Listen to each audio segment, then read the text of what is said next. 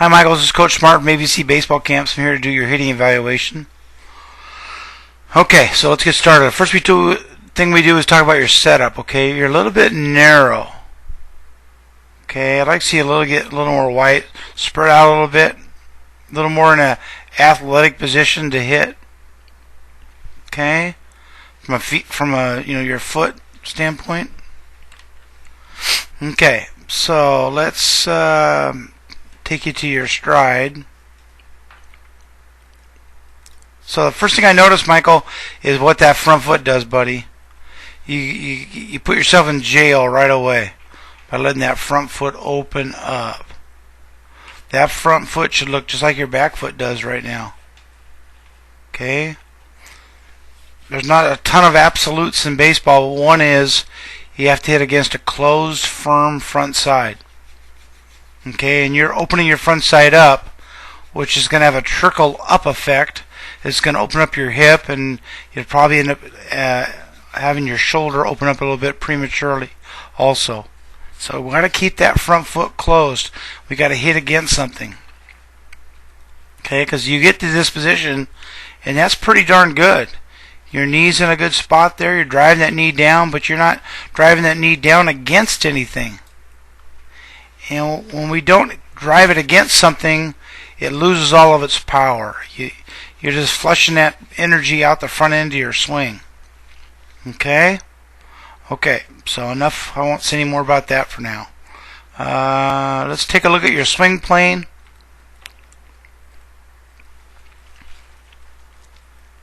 Okay, so you can see where that barrel is right now, Michael. It's way behind your back. Okay, you're really dragging that barrel. And for whatever reason, kids that start with their bat behind their helmets seem to have a tendency to drop their hands straight down, which you do, but they don't go forward when they're going down. They just go down. Okay, and that creates length in your swing. Okay, and even though you might get away with it now at the level you're at, I want you to look at the big picture and understand that, at some point, if you keep playing the game long enough, you're going to start facing guys that throw the ball a lot harder. In order to counteract that, we have to shorten our swing. We have to take less time to get from point A to point B. Okay? Your swing is flat it starts flat and just ends up flat all the way through.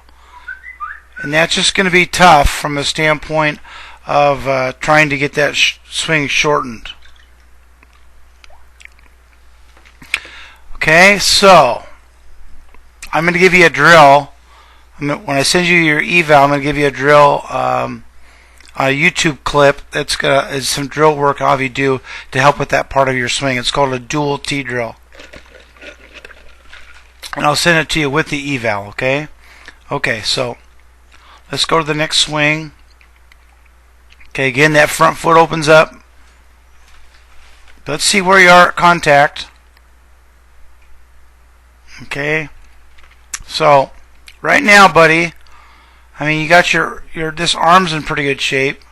Your left arm's fine, but your head should be actually pointing down here, and you're looking up or someplace else. Okay, gotta get your head in a good position to see.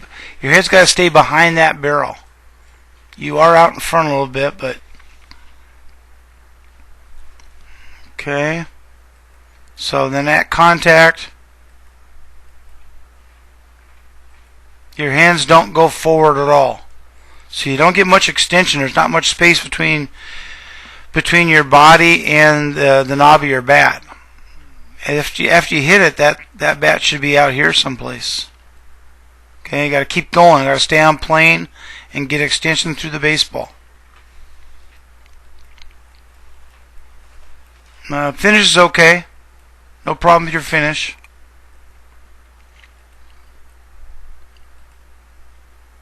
Okay, again, not a bad position from a standpoint of your back leg.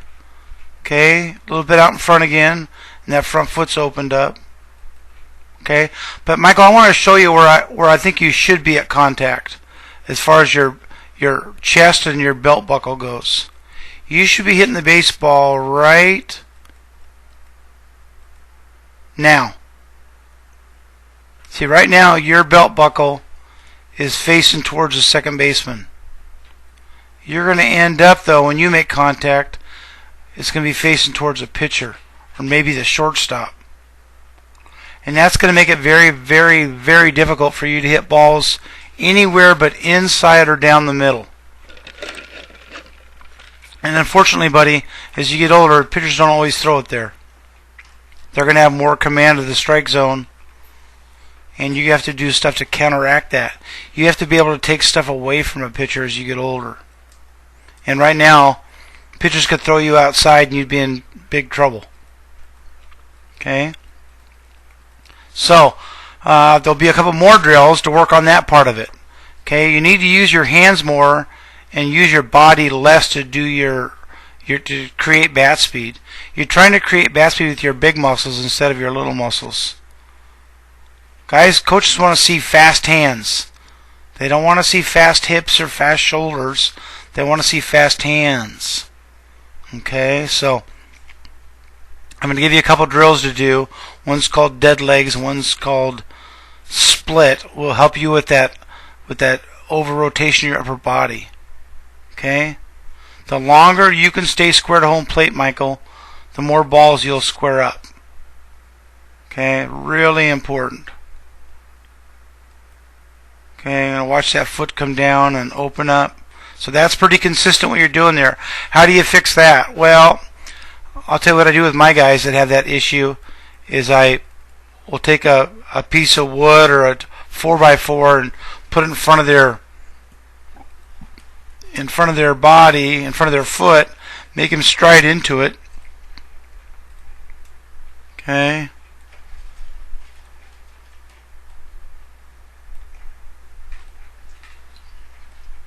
And then put a heavy weight on top of that piece of wood, so they can't turn their foot open. They put their foot against it and they try to slide, but it won't let them. And sometimes that will give you some muscle memory if you do it long enough to maybe cut that out. The other part is when your stride foot lands, but you land on your toe, and for whatever reason, guys that land on their toe have a tendency to let that foot slide out more often than other ones do. So try to land on the ball, on your whole foot. Okay? Okay, buddy, great meeting you at camp, and have a great spring and summer. We'll look forward to seeing you at the next ABC baseball camp.